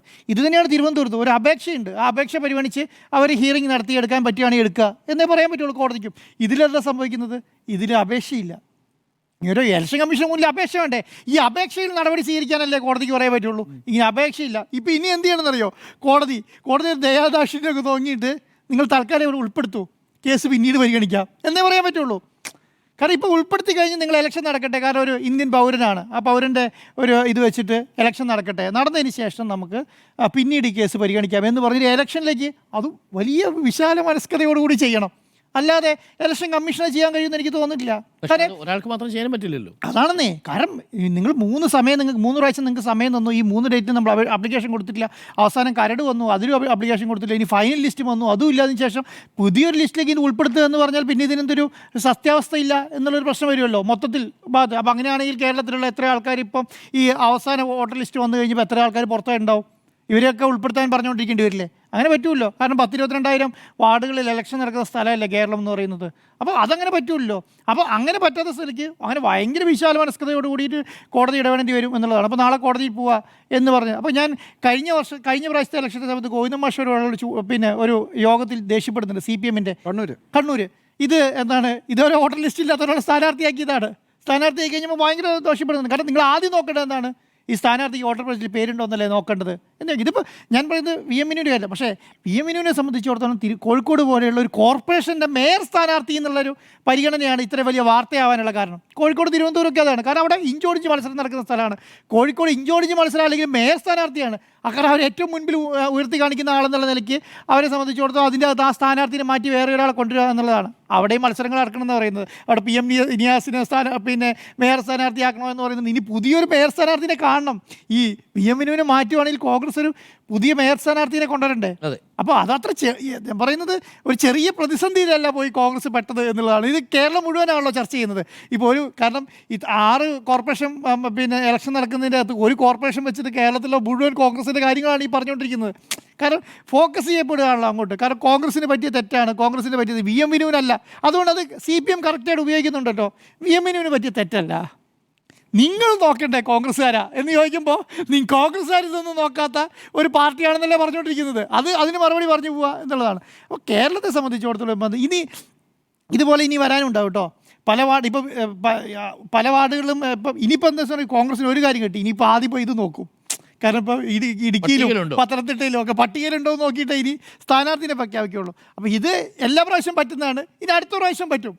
ഇത് ഇപ്രാവശ്യം ഇത് നടന്നാലും അടുത്ത പ്രാവശ്യം ഇതൊക്കെ തന്നെ സംഭവിക്കും. അടുത്ത 5 വർഷം കഴിഞ്ഞിട്ട് നമ്മൾ ഇലക്ഷൻ പിടിച്ചെടുത്താലും ഇതൊക്കെ തന്നെ ചർച്ചയാവും. അന്നേരം പേരുണ്ടാവില്ല എന്നുള്ളതാണ്. സുജയ, വോട്ട് വെട്ടി എന്നൊക്കെ പറഞ്ഞാൽ തെരഞ്ഞെടുപ്പ് കമ്മീഷന്റെ നേരെ എന്തൊരു ചാട്ടമായിരുന്നു. ഇപ്പോൾ ചാട്ടമല്ല, എല്ലാവരും അവസാനിപ്പിച്ച് പാർട്ടിയുടെ തെറ്റാണ്, സ്ഥാനാർത്ഥിയുടെ തെറ്റാണ് എന്നുള്ള യാഥാർത്ഥ്യ ബോധത്തിലേക്ക് എത്തിയത് കാണുമ്പോൾ വലിയ സന്തോഷമുണ്ട്. കാരണം തെരഞ്ഞെടുപ്പ് കമ്മീഷനും നരേന്ദ്രമോദിയും ചേർന്നുകൊണ്ട് ജ്ഞാനേഷ് കുമാറിനെയും പിന്നെ ഇവിടെ രത്തൻ ഖേൽക്കറിനെയും ആയിരുന്നു പറഞ്ഞുകൊണ്ടേയിരുന്നത് ഇവിടെ എന്തോ വോട്ടർ പട്ടികയിൽ മുഴുവൻ ആർക്കൊക്കെയോ വേണ്ടി എന്തൊക്കെയോ ചെയ്തു കൊടുക്കുന്നുവെന്ന്. പണിയെടുത്തുകൊണ്ടിരുന്ന ആളുകളുടെ അവരുടെ ഒരു മനോവീര്യം കെടുത്തുന്ന രീതിയിലുള്ള പ്രചാരണമാണ് ഉത്തരവാദിത്തപ്പെട്ട ഒരു രാഷ്ട്രീയ പാർട്ടിയുടെ കോഴിക്കോട് ഘടകത്തിന്റെ DCC പ്രസിഡന്റ് അടക്കം നടത്തിയ പ്രതികരണമായി നമ്മൾ കഴിഞ്ഞ പറയട്ടെ. അല്ല, ഇത് എന്യൂമറേഷൻ ഫോം വിതരണം ചെയ്യുന്നതും SIR സംബന്ധിച്ച കാര്യങ്ങളും പോകുമ്പോഴും ഇതേ ആളുകളെ തന്നെയാണല്ലോ, ഇതേ സംവിധാനം തന്നെയാണല്ലോ തെരഞ്ഞെടുപ്പ്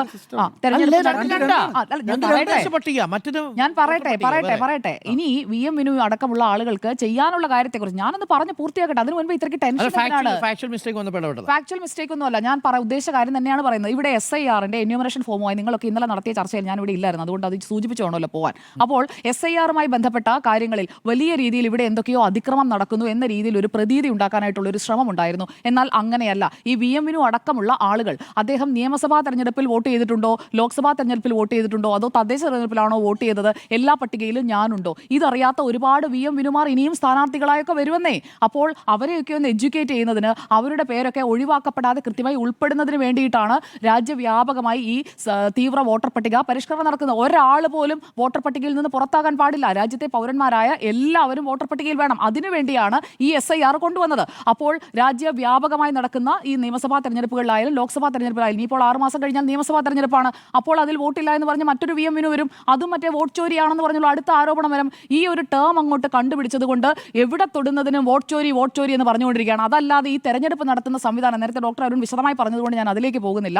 നിയമസഭാ തെരഞ്ഞെടുപ്പും സംശയം അവിടെ നിൽക്കട്ടെ സാറേ, ഞാനൊന്ന് പൂർത്തിയാക്കിയിട്ട് സംശയിക്കാം. ഞാൻ നേരത്തെ സംശയമൊന്നും ഉന്നയിച്ചില്ലല്ലോ. അപ്പോൾ ഇവിടെ വോട്ട് വെട്ടലിനെ കുറിച്ച് ഞാൻ ഇതിലേക്ക് പറഞ്ഞു തുടങ്ങിയതുകൊണ്ടാണ്. ഈ BLOമാരുടെ ഒരു മാനസിക വീര്യം തകർക്കുന്ന രീതിയിലുള്ള സമീപനങ്ങളാണ് പ്രധാനമായും ഈ നെഗറ്റീവ് ക്യാമ്പയിൻ കൊണ്ട് നടക്കുന്നത്. അപ്പോൾ അവർ ചെയ്തുകൊണ്ടിരിക്കുന്ന ഒരു പ്രക്രിയ എന്ന് പറയുന്നത് ഒരാൾക്ക് പോലും വോട്ട് നഷ്ടപ്പെടാതിരിക്കുന്നതിന് വേണ്ടിയാണ്. നിങ്ങളുടെ വോട്ട് കൃത്യമായി ഉണ്ടോ, നിങ്ങൾക്കത് ചേർക്കുന്നതിനായിട്ടുള്ള കൃത്യമായിട്ടുള്ള അവസരം ഒരുങ്ങുമ്പോൾ അത് വിനിയോഗിക്കാതെ ഇരുന്നുകൊണ്ട്, അല്ലെങ്കിൽ ഈ എന്യൂമറേഷൻ ഫോം കൊണ്ടു തന്നു കഴിയുമ്പോഴേക്കും ഇപ്പോഴല്ല, ഇതല്ല മുഹൂർത്തം എന്ന് പറയുന്നതിനെ ഹൈലൈറ്റ് ചെയ്ത് വലിയ സംഭവമാക്കി കാണിക്കുന്നു. പക്ഷേ ഇതിനിടയിൽ സംഭവിച്ച കാര്യം എന്താണ് നോക്കൂ. 97% എന്യൂമറേഷൻ ഫോമുകളുടെയും വിതരണം പൂർത്തിയായി കഴിഞ്ഞു. ഞാനൊക്കെ ഫിൽ ചെയ്ത് കൊടുത്തു കഴിഞ്ഞു. നമ്മുടെ വിവരങ്ങൾ നമ്മൾ രേഖപ്പെടുത്തുന്നതിന്, എന്യൂമറേഷൻ ഫോം കൃത്യമായി രേഖപ്പെടുത്തുന്നതിന്, അതിനോട് വിയോജിച്ച് നിന്നതിന് ശേഷം പിന്നീട് സ്ഥാനാർത്ഥിയായി പെട്ടെന്ന് രംഗപ്രവേശം ചെയ്ത ശേഷം അയ്യോ വോട്ടില്ലേ എന്ന് പറഞ്ഞിട്ട് കാര്യമില്ല. കാരണം നിയമസഭാ തെരഞ്ഞെടുപ്പിൽ മത്സരിക്കാൻ ആരെങ്കിലും ആഗ്രഹിക്കുന്നുണ്ടെങ്കിൽ എന്യൂമറേഷൻ ഫോമും ഈ വോട്ടർ പട്ടികയിൽ പേരും ഒക്കെ വേണം. അല്ലാതെ ആ സമയത്ത് സ്ഥാനാർത്ഥിയായി പാർട്ടി പ്രഖ്യാപിച്ചതിന് ശേഷം മത്സരിക്കാനിരിക്കുന്നവരോടാണ്. അപ്പോൾ അതിനുശേഷം വോട്ടില്ല, മോദി കൊണ്ടുപോയി, മോദി വെട്ടി എന്ന് പറഞ്ഞിട്ട് കാര്യമില്ല. അതുകൊണ്ട് ഞാൻ ഇതൊന്ന് സൂചിപ്പിച്ചു എന്നേ ഉള്ളൂ. അംഗീകൃത രാഷ്ട്രീയ പാർട്ടികൾക്ക്, കോൺഗ്രസ് അടക്കം, ഇപ്പോൾ ആരോപണം ഉന്നയിച്ച കോൺഗ്രസ് അടക്കമുള്ള അംഗീകൃത രാഷ്ട്രീയ പാർട്ടികൾക്ക് അധിക ബൂത്ത് ലെവൽ ഏജന്റുമാരെ, അതായത് BLAമാരെ നാമനിർദ്ദേശം ചെയ്യാനും ഈ വോട്ടർമാരിൽ നിന്ന് പൂരിപ്പിച്ച ഫോമുകൾ ശേഖരിക്കുന്നതിന് വേണ്ടി സഹായ കേന്ദ്രങ്ങൾ, ഹെൽപ്പ് ഡെസ്കുകൾ സ്ഥാപിക്കാനുമുള്ള സൗകര്യമൊക്കെയുണ്ട്. അതൊക്കെ ഉപയോഗിക്കേണ്ട സമയത്ത് ഉപയോഗിക്കണം. കാരണം നമ്മൾ പിന്നെ ഉപദേശിച്ചിട്ട് കാര്യമില്ലല്ലോ. കാരണം പേര് വെട്ടി സ്ഥാനാർത്ഥിയെ മത്സരിക്കാൻ കഴിയില്ല എന്നുള്ള ഇതുപോലത്തെ ഒരു സാഹചര്യം നിയമസഭാ തെരഞ്ഞെടുപ്പിന്റെ സമയത്ത് ഉണ്ടാകാൻ പാടില്ല. അതുകൊണ്ടാണ് ഞാൻ ഇതൊക്കെ പറയുന്നത് അരുൺ സാറേ. അപ്പോൾ കരട് പ്രസിദ്ധീകരിച്ചതിന് ശേഷം 10 ഫോം വരെ ഈ BLA ബൂത്ത് ലെവൽ ഏജന്റ്, അതായത് പാർട്ടികൾ നിശ്ചയിക്കുന്ന ആൾക്ക് കൊടുക്കാം. അതിന് മുൻപ് കരട് പ്രസിദ്ധീകരിക്കുന്നതിന് മുൻപാണെങ്കിൽ ഒരു ദിവസം 50 ഫോം വരെ കൊടുക്കാം. അപ്പോൾ ഈ വിവരങ്ങളൊക്കെ കൃത്യമായി ശേഖരിക്കുന്നതിനും കൊടുക്കുന്നതിനും ഒക്കെയുള്ള സംവിധാനം നമ്മുടെ നാട്ടിൽ നിലവിലുണ്ട്. ഇപ്പോൾ നടക്കുന്ന എന്യൂമറേഷൻ പ്രക്രിയയെക്കുറിച്ച് അതുകൊണ്ട് ഞാനൊന്ന് സൂചിപ്പിച്ചു എന്നുള്ളൂ. ഇനി ഈ വിഷയത്തിലേക്ക് വരാം. VM വിനുവിന് വോട്ടില്ല, വോട്ട് വെട്ടി. VM വിനുവിന്റെ വോട്ട് വെട്ടി എന്നുള്ള പ്രയോഗം തന്നെ തെറ്റാണെന്ന്, ഈ ചോദ്യം തന്നെ ആവശ്യമില്ല. വോട്ട് ആര് വെട്ടി? ഉണ്ടെങ്കിലല്ലേ വെട്ടാൻ കഴിയൂ. ഇല്ലാത്ത ഒരു സാധനം വെട്ടി എന്ന് പറഞ്ഞു കഴിഞ്ഞാൽ ഇതിപ്പോൾ ആത്മഹത്യ കൊലപാതകമാക്കുകയാണ്. ഇവിടെ നാട്ടിൽ ഇപ്പോൾ നടന്നുകൊണ്ടിരിക്കുന്ന അതാണ്, ആത്മഹത്യ കൊലപാതകമാക്കുകയാണ്. സ്വന്തമായി ചെയ്യാത്ത ഒരു കാര്യത്തിന്റെ ഉത്തരവാദിത്തം മറ്റാളുകളുടെ തലയിൽ കെട്ടിവെക്കാനായിട്ടുള്ള ഒരു ശ്രമമാണ് കോൺഗ്രസ് നടത്തിക്കൊണ്ടിരിക്കുന്നത് എന്നുള്ളത് പറയാതിരിക്കാൻ കഴിയില്ല. ഇവിടെ തെരഞ്ഞെടുപ്പ് കമ്മീഷനെ മറ്റ് ഏത് രാഷ്ട്രീയ പാർട്ടികളെ കുറ്റം പറയാതെ സ്വന്തം പണിയെടുക്കണം. അവനവന്റെ പണി അവനവൻ എടുക്കാതെ അവൻ അങ്ങനെ ചെയ്തു ഇവൻ അങ്ങനെ ചെയ്തു എന്ന് പറഞ്ഞിട്ടൊന്നും ഒരു കാര്യവുമില്ല. ഇവിടെ അവനവന്റെ പണി എടുക്കാത്ത പാർട്ടിയുടെ പേര് കോൺഗ്രസ് എന്നാണ്. രാജ്യം മുഴുവൻ നഷ്ടമായിക്കൊണ്ടിരിക്കുന്നത് കേരളത്തിലും കൂടി ആവർത്തിക്കാതിരിക്കണം എന്നുണ്ടെങ്കിൽ ഇപ്പോഴെങ്കിലും സ്വന്തം പണിയെടുക്കാനായിട്ട് തയ്യാറാകണം. അതായത് സ്ഥാനാർത്ഥിയായിട്ട് നിർത്തുമ്പോൾ അതിൻ്റെ ഒരു ബേസിക് ക്വാളിഫിക്കേഷൻ ആണല്ലോ വോട്ടർ പട്ടികയിൽ വോട്ടറായ ഒരു വ്യക്തി ആയിരിക്കണം എന്നുള്ളത്. തദ്ദേശ തെരഞ്ഞെടുപ്പിൽ 2020 ഞാൻ വോട്ട് ചെയ്തു എന്ന് അദ്ദേഹം ഇങ്ങനെ ആവർത്തിച്ച് പറഞ്ഞുകൊണ്ടിരിക്കുകയാണ്. അതും അദ്ദേഹം വളരെ വിശദമായി തന്നെ പറയുന്നുണ്ട്. ഞാൻ അദ്ദേഹത്തിന്റെ വാചകങ്ങൾ വീണ്ടും എടുത്ത് കേട്ടു നോക്കി. 2020 തദ്ദേശ തെരഞ്ഞെടുപ്പിൽ മലാപ്പറമ്പിൽ വോട്ട് ചെയ്തു. എവിടെയാണെന്ന് പറയുന്നുണ്ട്. 8ാം ഡിവിഷനിലെ 4ാം നമ്പർ ബൂത്തിൽ വോട്ട് ചെയ്തു. ആ ബൂത്തിലെ പട്ടികയിൽ പേരില്ല സാർ. പിന്നെ എങ്ങനെയാണ് നിങ്ങൾ വോട്ട് ചെയ്തത്? മാത്രമല്ല ഒരു സാക്ഷി ഉണ്ടെന്നേ. ഒരു സാക്ഷി ആരാണ്? KP രാജേഷ് കുമാർ. KP രാജേഷ് കുമാർ ആരാണ്? അന്നത്തെ കൗൺസിലറാണ്. അപ്പോൾ കൗൺസിലറായ KP രാജേഷ് കുമാർ കള്ളവോട്ട് ചെയ്തതിന്റെ കൂട്ടുപ്രതിയാണ്. കേസ് കൊടുക്കാനായിട്ടാണ് CPM തയ്യാറാകേണ്ടത്. മെഹബൂബ് ഒക്കെ ഇപ്പോൾ ചെയ്യേണ്ടത് ശരിക്കും കേസ് കൊടുക്കലാണ്. കാരണം ഈ 4ാം നമ്പർ ബൂത്തിൽ വോട്ടർ പട്ടികയിൽ പേരില്ലാത്ത ഒരാളെ കൊണ്ടുപോയി 8ാം ഡിവിഷനിലെ 4ാം നമ്പർ ബൂത്തിൽ കോൺഗ്രസിന്റെ കൗൺസിലറായിട്ടുള്ള KP രാജേഷ് കുമാർ വോട്ട് ചെയ്യിച്ചിട്ടുണ്ടെങ്കിൽ ഇവിടെ വോട്ട് ചോരി നടത്തുന്ന ആരാണ്? ആ പാർട്ടിയുടെ പേര് കോൺഗ്രസ് എന്നാണ്. അപ്പോൾ മെഹബൂബ് ഒക്കെ ഉള്ള ആളുകൾ, ഞാൻ വളരെ സ്നേഹത്തോടെ പറയുകയാണ്, CPMന്റെ ജില്ലാ സെക്രട്ടറി മെഹബൂബിന്റെ പ്രതികരണമൊക്കെ നമ്മൾ കണ്ടു. അപ്പോൾ ഇതിൽ ആക്ഷനിലേക്ക് പോകണമെന്നേ. ഇവിടെ സർക്കാരിനെ വെറുതെ വിമർശിച്ചുകൊണ്ടിരിക്കുകയാണ്. സംസ്ഥാന സർക്കാരിനെ വിമർശിച്ചുകൊണ്ടിരിക്കുന്നത് എങ്ങനെയാണ്? ഇവിടെ ഇടതുപക്ഷത്തിന് അനുകൂലമായി ഈ മാൻഡേറ്റ് വരാൻ വേണ്ടി ഞങ്ങളുടെയൊക്കെ വോട്ടങ്ങ് മാറ്റി, ഞങ്ങളുടെ സ്ഥാനാർത്ഥികളുടെ വോട്ട് വെട്ടി മാറ്റി കഴിഞ്ഞാൽ പിന്നെ ഞങ്ങൾക്ക് സ്ഥാനാർത്ഥിയെ നിർത്താൻ കഴിയില്ലല്ലോ, അപ്പോൾ നിങ്ങൾ അങ്ങനെ ജയിക്കുമല്ലോ. അങ്ങനെയൊന്നുമല്ല. താഴേക്ക് ഇറങ്ങി പണിയെടുക്കണം. അറ്റ്ലീസ്റ്റ് വോട്ടുള്ള ഒരാളെങ്കിലും സ്ഥാനാർത്ഥിയായിട്ട് കണ്ടെത്താൻ സാധിക്കണം. പിന്നെ എങ്ങനെയാണ് നിങ്ങൾ വോട്ട് ചോദിക്കുക? നിങ്ങളുടെ സ്ഥാനാർത്ഥിക്കോ വോട്ടില്ല, പിന്നെ നിങ്ങളുടെ ആ സ്ഥാനാർത്ഥിക്ക് ആരാണ് വോട്ട് തരേണ്ടത്? ആ സ്ഥാനാർത്ഥിയെ ഇറക്കി പ്രചാരണത്തിന് കൊണ്ടുപോവുകയാണ്. അതിനു മുൻപ് വോട്ടർ പട്ടികയിൽ ഉണ്ടോ എന്നുള്ളത് നോക്കുന്നുമില്ല. ഇനി നമുക്ക് ഈ BLOയുടെ പിഴവാണ് എന്നുള്ളതാണല്ലോ കോൺഗ്രസിന്റെ ആരോപണം. BLO എന്താണ് ചെയ്തത്? 3 തവണ വോട്ട് ചേർക്കുന്നതിനായിട്ടുള്ള അവസരമുണ്ടായിരുന്നു. അത് വിനിയോഗിക്കാത്തത് ആരാണ്? 18 വർഷമായി താമസിക്കുന്ന സ്ഥലമാണ്, പ്രശസ്ത സംവിധായകനാണ് എന്നതൊന്നും ഒരു മാനദണ്ഡമല്ല. നമ്മൾ ഇരിക്കുന്ന 4 പേരായാലും അവിടെ നിൽക്കുന്ന ക്യാമറ ഓപ്പറേറ്റ് ചെയ്യുന്ന വീഡിയോ ജേർണലിസ്റ്റ് ആയാലും എല്ലാവർക്കും ഒരേ അവകാശം തന്നെയുള്ളൂ. ഇന്ത്യൻ ഭരണഘടന നൽകുന്ന ഈ മൗലിക അവകാശങ്ങളും എല്ലാം ഒന്ന് തന്നെയാണ്. അല്ലാതെ ആ പദവി അനുസരിച്ചോ അല്ലെങ്കിൽ ചെയ്യുന്ന ജോലി അനുസരിച്ചോ അതൊന്നും മാറുന്നില്ല. അപ്പോൾ അതുകൊണ്ട് വോട്ട് ചേർക്കാത്തതിൻ്റെ ഉത്തരവാദിത്തം ആ വ്യക്തിക്കാണ് പ്രാഥമികമായി. ആ വോട്ട് ചേർക്കാത്ത അല്ലെങ്കിൽ വോട്ടർ പട്ടികയിൽ പേരില്ലാത്ത ഒരാളെ സ്ഥാനാർത്ഥിയായി ഇറക്കിയ പാർട്ടിക്കാണ് രണ്ടാമത്തെ ഉത്തരവാദിത്തം. ഈ 2 പേരുമാണ് ഇതിലെ കുറ്റവാളികൾ. അതിനു പകരം മറ്റുള്ളവരുടെ തലയിലേക്ക് കുറ്റം കെട്ടിവെച്ചിട്ട് ഒരു കാര്യവുമില്ല. തദ്ദേശ തെരഞ്ഞെടുപ്പിലേക്കുള്ള സ്ഥാനാർത്ഥിത്വം പ്രഖ്യാപിച്ചത് ഞാൻ മനസ്സിലാക്കുന്നത് കഴിഞ്ഞ വ്യാഴാഴ്ചയാണ്. അതിനുശേഷമായിരിക്കും ഒരുപക്ഷേ ഈ വോട്ടർ പട്ടികയിൽ പേരുണ്ടോ എന്നത് അടക്കം നോക്കുന്നത്. കാരണം സാർ പറഞ്ഞല്ലോ, നേരത്തെ അരുൺ സാർ പറഞ്ഞല്ലോ, നാമനിർദ്ദേശ പത്രികയിൽ പൂരിപ്പിക്കേണ്ട ഒരു ഭാഗമുണ്ട്.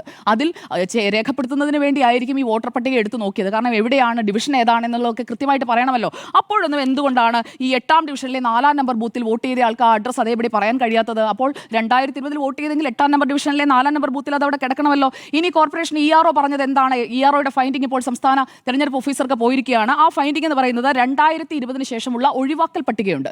ഡിലീറ്റ് ചെയ്തിട്ടുണ്ടെങ്കിൽ, റിമൂവ് ചെയ്തിട്ടുണ്ടെങ്കിൽ അതിനും ഒരു പട്ടികയുണ്ട്. ഒഴിവാക്കിയവരുടെ പേരൊക്കെ അതിൽ കൃത്യമായി കിടപ്പുണ്ടാകും. ഈ പറയുന്നത് പോലെ ആരും ഒന്നും മുക്കിയിട്ടൊന്നുമില്ല. അപ്പോൾ ആ ഒഴിവാക്കൽ പട്ടികയിൽ വിനുവിന്റെ പേരില്ല. ഇനി ആരെങ്കിലും പരാതി നൽകിയിട്ടുണ്ടോ?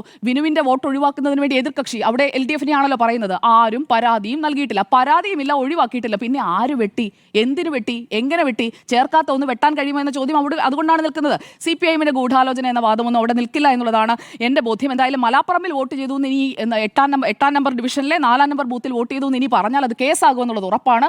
ആ രീതിയിലൊരു നിയമപരമായ നീക്കത്തിലേക്കൊക്കെ കടക്കുമെന്ന് എനിക്കറിയില്ല. കാരണം ഇന്ത്യ മുന്നണിയാണല്ലോ, അപ്പോൾ പോട്ടേന്ന് വെച്ച് സൗഹൃദ മത്സരമാണല്ലോ പലയിടത്തും. അപ്പോൾ അതുകൊണ്ട് അതിനൊന്നും നീങ്ങില്ലായിരിക്കും. ഇപ്പോഴൊക്കെ ഈ പ്രതികരണങ്ങളിലൊക്കെ അങ്ങ് ഒതുക്കുമായിരിക്കും. യഥാർത്ഥത്തിൽ ചെയ്യേണ്ടത് കേസ് കൊടുക്കുകയാണ്. സുപ്രീം കോടതിയിലേക്ക് SIRനെതിരെ നീങ്ങി അത്രയൊന്നും പണവും ചെലവാകില്ല, അത്രയും വലിയ വക്കീലും വേണ്ട. ഒരു പരാതി കൊടുത്തിട്ടുണ്ടെങ്കിൽ കൃത്യമായി നടപടിയെടുക്കാനായിട്ടുള്ള സംവിധാനമൊക്കെ എന്തായാലും കേരളത്തിൽ ഉണ്ടെന്നാണ് ഞാൻ മനസ്സിലാക്കുന്നത്. ഇനി വൈഷ്ണയുടെ കാര്യത്തിലേക്ക് വരാം. വൈഷ്ണയുടെ കാര്യത്തിൽ വൈഷ്ണ സുരേഷ് എന്ന് പറയുന്ന ഒരു യുവ സ്ഥാനാർത്ഥിയെ ഇറക്കുക അത് മാത്രമായിരുന്നു കോൺഗ്രസിന്റെ ലക്ഷ്യമെന്നാണ് ഞാൻ മനസ്സിലാക്കുന്നത്. അപ്പോൾ ആരംഭ ശൂരത്വം എന്നൊരു വാക്കുണ്ട് മലയാളത്തിൽ. അതായത് ആദ്യമേ സ്ഥാനാർത്ഥി പട്ടിക പ്രഖ്യാപിച്ചു കഴിഞ്ഞാൽ ഞങ്ങളങ്ങ് കേമന്മാരാകും, ഞങ്ങളങ്ങ് കോർപ്പറേഷൻ പിടിക്കും. ആ ഒരു അമിത ആത്മവിശ്വാസത്തിൽ എല്ലാ കാര്യമൊന്നും നോക്കാൻ പറ്റിയില്ലെന്നേ. അതാണ് സംഭവിച്ചത്. വൈഷ്ണയുടെ വീട് എവിടാന്ന് ചോദിച്ചപ്പോൾ മുട്ടടയിലാണ് എന്ന് പറഞ്ഞു കാണും. മുട്ടടയിലായിരുന്നു, ഇപ്പോൾ പക്ഷേ മുട്ടടയിലല്ല. അമ്പലമുക്കിൽ ആ വോട്ടർ പട്ടികയിൽ പേരുണ്ടോ? അങ്ങനെ മത്സരിക്കാൻ സാധിക്കുമോ? അവിടെയും ഉറപ്പാക്കണമായിരുന്നു. കാരണം അവരുടെ പ്രായവും അവരുടെ അനുകൂല ഘടകങ്ങളും ഒക്കെ പരിഗണിക്കുന്നതിനൊപ്പം വോട്ടർ ആകണം എന്നുള്ളതൊരു ബേസിക് കാര്യമാണ്. ആ ബേസിക്സ് നോക്കാതെ അഡ്വാൻസ്ഡ് കോഴ്സിലേക്ക് പോയതാണ് കോൺഗ്രസിന് പറ്റിയ പാളിച്ച എന്നതാണ് എൻ്റെ അഭിപ്രായം. വോട്ട് വെട്ടിയിട്ടില്ല എന്നതാണ് എൻ്റെ ടേക്ക്. ഈ സുജയ് ഇതിനിടയ്ക്ക് SIR എന്ന് പറയുന്നുണ്ടായിരുന്നു. SIR ഇത് തമ്മിൽ എന്താ ബന്ധം? SIR-ന്റെ കാര്യത്തിൽ വോട്ടർ പട്ടികയാണ്. തദ്ദേശ തെരഞ്ഞെടുപ്പിന്റെ വോട്ടർ പട്ടിക അല്ല SIR-ന് ഇപ്പോൾ വിഷയമാകുന്നത്. ക്ലിയർ ആയിട്ട് തന്നെ ഞാൻ പറഞ്ഞു.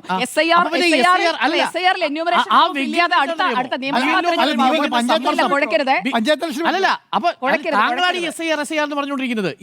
ഞാൻ പറഞ്ഞു. പ്രവീൺ കുമാർ പറഞ്ഞു ഇപ്പോഴുള്ള SIR-മായി ഈ തദ്ദേശ വോട്ടർ പട്ടികയ്ക്ക് ഒരു ആരും പറഞ്ഞില്ലല്ലോ. പിന്നെ താങ്കൾ അതിനിടയ്ക്ക് ഞാൻ പറഞ്ഞു എനിക്ക് പറയാനുള്ള ഇലക്ഷൻ കമ്മീഷൻ ആയിരിക്കണം. അതിനുള്ള വ്യഗ്രതയാണ്. അതായത് കേരളത്തിലെ 25,000-ഓളം അനുഭവിക്കുന്ന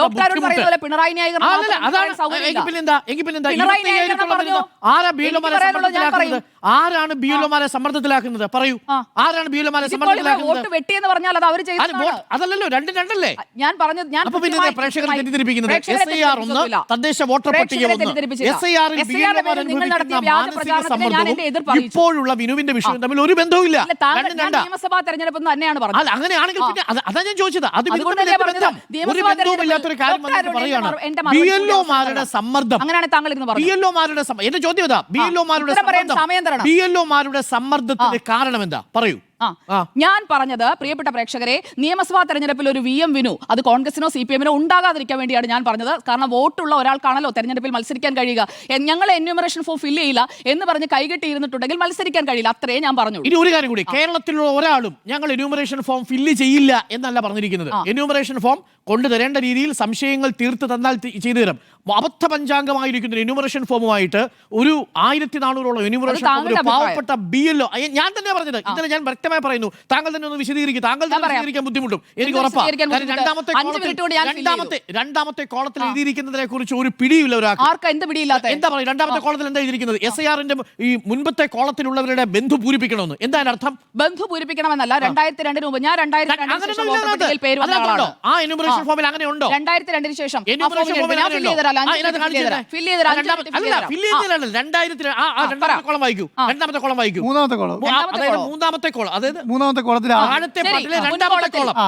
ഞാൻ വായിക്കാം. മുൻകോളത്തിൽ അവസാന SIR-ൽ പേര് നൽകിയിരിക്കുന്ന വോട്ടറിന്റെ ബന്ധുവിന്റെ വിശദാംശങ്ങൾ. എന്റെ പേര് സുജയ പറഞ്ഞു, എന്റെ അച്ഛന്റെ പേര് സതീഷ് ബാബു. ഞാൻ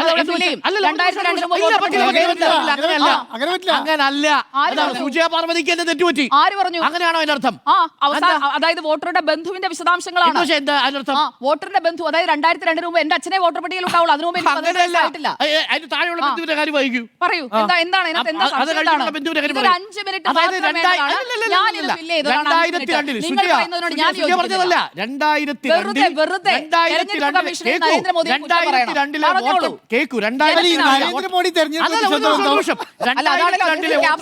സുജയ പറഞ്ഞു വെക്കുന്നത് ഇലക്ഷൻ കമ്മീഷനെ കുറിച്ച് പറയുമ്പോഴല്ല, നരേന്ദ്രമോദിയുടെ ഇലക്ഷൻ ഡിപ്പാർട്ട്മെന്റാണ് ഇലക്ഷൻ കമ്മീഷൻ എന്ന് ഞങ്ങളല്ല പറഞ്ഞത്. ഇലക്ഷൻ കമ്മീഷനാണ്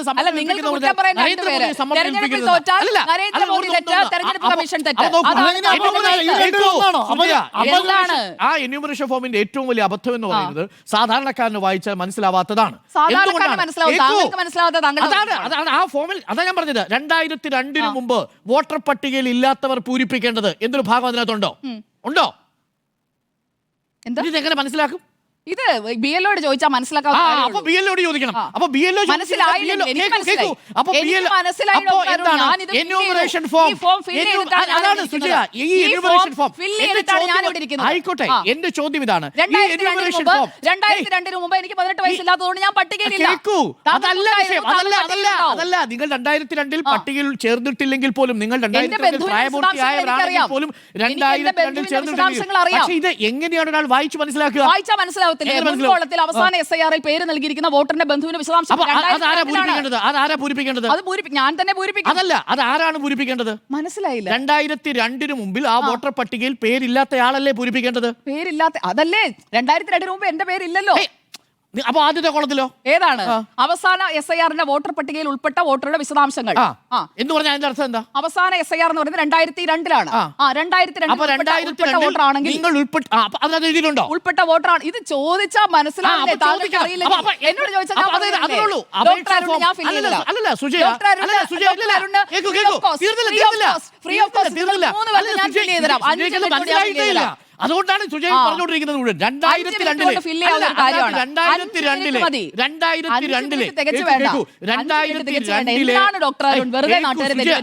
സുജയ 2002-ലെ വോട്ടർ പട്ടികയിൽ ഇല്ലാത്തയാൾ പൂരിപ്പിക്കേണ്ടത് എന്നൊരു ഭാഗം താങ്കൾ കാണിച്ചു തരാമോ? താങ്കൾ ആഗ്രഹിക്കുന്ന ചോദ്യങ്ങൾ ഇട്ട് ഒരു ഫോം ഉണ്ടാക്കാൻ പറ്റില്ലല്ലോ. അപ്പൊ ഫോം സെൽഫ് എക്സ്പ്ലനേറ്ററി അല്ല.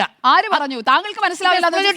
താങ്കൾക്ക് മനസ്സിലാവാത്തത് കുഴപ്പമില്ല. എനിക്ക് മനസ്സിലാവാത്തതല്ല. സാധാരണക്കാരായ ആളുകളുടെ കാര്യം അതെന്താണെന്ന് ഫില്ല് ചെയ്ത് കൊടുത്തു കഴിഞ്ഞു. ഫില്ല് ചെയ്ത് എങ്ങനെ കൊടുക്കുക? ഏതാ ഫില്ല് ചെയ്ത്? ഇതാണോ ഫില്ല് ചെയ്ത്? ഞാൻ ഈ ഫോം ഫില്ല് ചെയ്ത് സബ്മിറ്റ് ചെയ്ത് കഴിഞ്ഞിരിക്കുകയാണ്. ഏത് കോളമാ ഫില്ല് ചെയ്ത് സുജയ? ഇതിനകത്ത് എന്റെ BLO കൃത്യമായിട്ട് എനിക്ക് അതിനായി ആവശ്യമായിട്ടുള്ള വിവരങ്ങൾ നൽകിയിട്ടുണ്ട്. ഈ എന്യൂമറേഷൻ ഫോം ഒരാളുടെ കയ്യിൽ കൊടുത്താൽ അയാൾക്ക് സ്വന്തമായിട്ട് ഫില്ല് ചെയ്യാൻ പറ്റില്ല എന്ന് സുജയ തന്നെ സമ്മതിച്ചു. അത് BLOയോട് നിങ്ങൾ എന്തിനാണ് ഇങ്ങനെ പിണറായി സർക്കാരിന്റെ ഇങ്ങനെ ഓശാന പാടുന്നത്? സർക്കാരാണല്ലോ സുപ്രീം കോടതിയിലേക്ക് പോയിരിക്കുന്നത്. സർക്കാർ മാത്രമല്ലല്ലോ, കോൺഗ്രസ് പോയല്ലോ. എന്നാ ശരി, അവർക്കെല്ലാം വേണ്ടി എന്തിനാണ് ഇങ്ങനെ ജനങ്ങൾക്ക് വേണ്ടിയാണ്. പിണറായി സർക്കാർ വെറുതെ ഇല്ലാത്ത എനിക്ക് ഒറ്റ വാദമേ ഉള്ളൂ. താങ്കൾ തെറ്റിദ്ധരിപ്പിക്കുകയാണ്. തെറ്റിദ്ധരിപ്പിക്കുകയാണ്. പറയട്ടോ, ഒരു വോട്ടറുടെ കയ്യിൽ എന്യൂമറേഷൻ ഫോം കിട്ടിയാൽ ആ എന്യൂമറേഷൻ ഫോം BLOയുടെ സഹായമില്ലാതെ പൂരിപ്പിക്കാൻ കഴിയുമോ ഇല്ലയോ എന്നതായിരുന്നു എന്റെ ചോദ്യം. സുജയ് തന്നെ പറഞ്ഞു അത് BLOയോട് ചോദിക്കണം. സംശയം വരുന്നതിന്റെ കാരണം ഞാൻ പറഞ്ഞത് 2002 മുമ്പ് ഉള്ളവർ പൂരിപ്പിക്കേണ്ടത്, 2002 പേരില്ലാത്തവർ പൂരിപ്പിക്കേണ്ടത്, അങ്ങനെയൊന്നും അല്ല അതിനകത്ത് എഴുതിയിരിക്കുന്നത്. മൊത്തം അബദ്ധ പഞ്ചാംഗമാണ്. ഒന്നത്. 2, ഈ BLOമാർക്ക് ഈ തീയതി നിശ്ചയിച്ചു കൊടുത്ത് 2 വർഷം കൊണ്ട് നിശ്ചയിച്ച SIR 30 ദിവസത്തെ മാത്രം സമയം കൊടുത്ത് ഈ പൂരിപ്പിക്കാൻ സമ്മർദ്ദം കൊടുക്കുന്നത് ഇലക്ഷൻ കമ്മീഷൻ അല്ലേ? ആ ഇലക്ഷൻ കമ്മീഷൻ BLOമാരെ സമ്മർദ്ദത്തിലാക്കുന്നു എന്ന് പറയുമ്പോൾ പറയാണ് നരേന്ദ്രമോദി കുറ്റം പറയുന്നു. ഇലക്ഷൻ കമ്മീഷൻ അങ്ങനെയൊന്നുമല്ല ഞാൻ പറഞ്ഞത്. ഞാൻ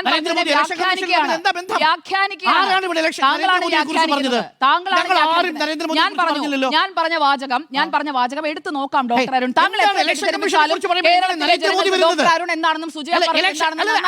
ഇലക്ഷൻ കമ്മീഷനെ കുറിച്ച് പറയുമ്പോൾ നരേന്ദ്രമോദി എങ്ങനെ വരും? ഞാൻ ഇലക്ഷൻ കമ്മീഷനെ നരേന്ദ്രമോദിയാണ് കുറ്റം പറയുന്നത്. കുറ്റം പറഞ്ഞു. അതാണ് ഞാൻ പറഞ്ഞത്. അപ്പൊ സുജയ് തന്നെ കമ്മീഷനും ഇത് നോക്കൂ, നിങ്ങൾക്ക് അറിയാത്ത നരേന്ദ്രമോദിയും തമ്മിൽ രാഷ്ട്രീയ ബന്ധമുണ്ടെന്ന് ഞങ്ങളാരും പറഞ്ഞിട്ടില്ല. ഇലക്ഷൻ കമ്മീഷനെ കുറിച്ച് പറയുമ്പോൾ നരേന്ദ്രമോദിയെ കുറ്റം പറയുന്നു പറഞ്ഞത് സുജയ പാർവതിയാണ്. അതിലൂടെ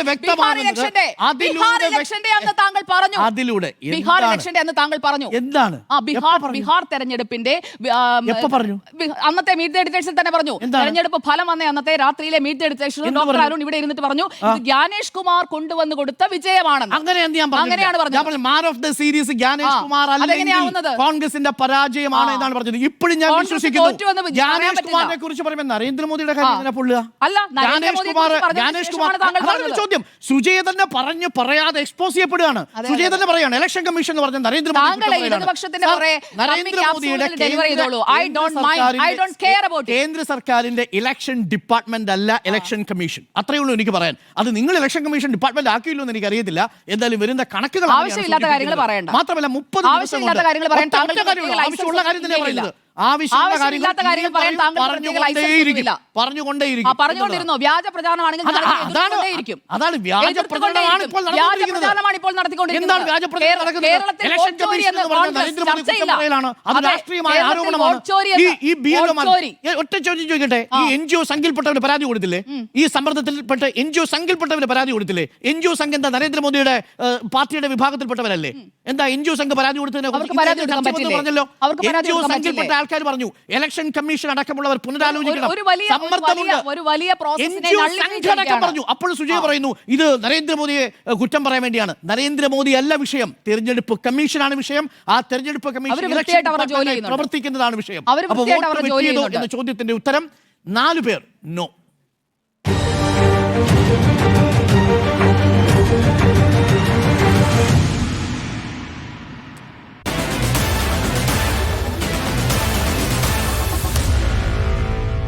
Meet the editors.